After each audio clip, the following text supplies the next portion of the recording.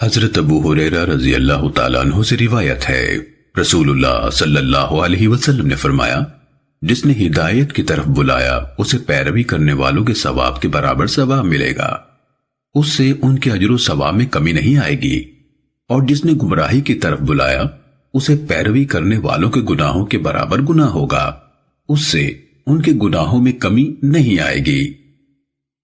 سنن ابن ماجہ حدیث نمبر 206۔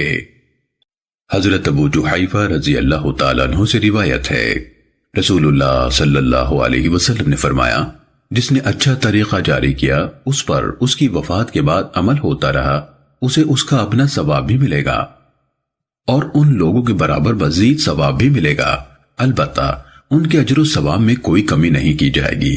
اور جس نے برا رواج نکالا پھر اس کے مرنے کے بعد اس پر عمل ہوتا رہا، اسے اس کا اپنا گناہ بھی ہوگا اور ان لوگوں کے گناہ کے برابر مزید گناہ بھی ہوگا، البتہ ان کے گناہوں میں کوئی کمی نہیں کی جائے گی۔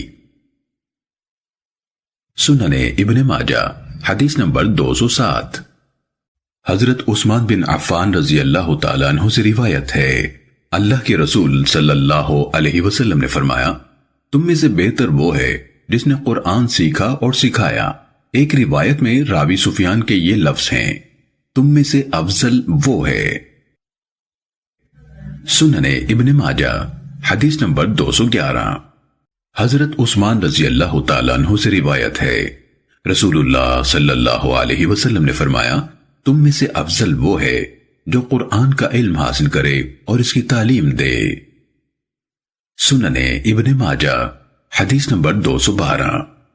حضرت انس بن مالک رضی اللہ تعالیٰ عنہ نے حضرت ابو موسیٰ اشعری رضی اللہ تعالیٰ عنہ سے روایت کی کہ نبی صلی اللہ علیہ وسلم نے فرمایا، جو مومن قرآن پڑھتا ہے اس کی مثال ترنجبین کسی ہے جس کا ذائقہ بھی اچھا ہے اور بو بھی خوشگوار ہے، اور وہ مومن جو قرآن نہیں پڑھتا اس کی مثال خوش کھجور کسی ہے کہ اس کا ذائقہ اچھا ہے لیکن اس میں خوشبو نہیں۔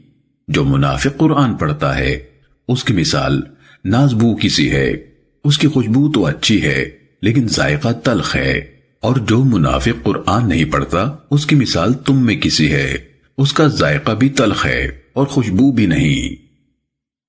سنن ابن ماجہ حدیث نمبر 214۔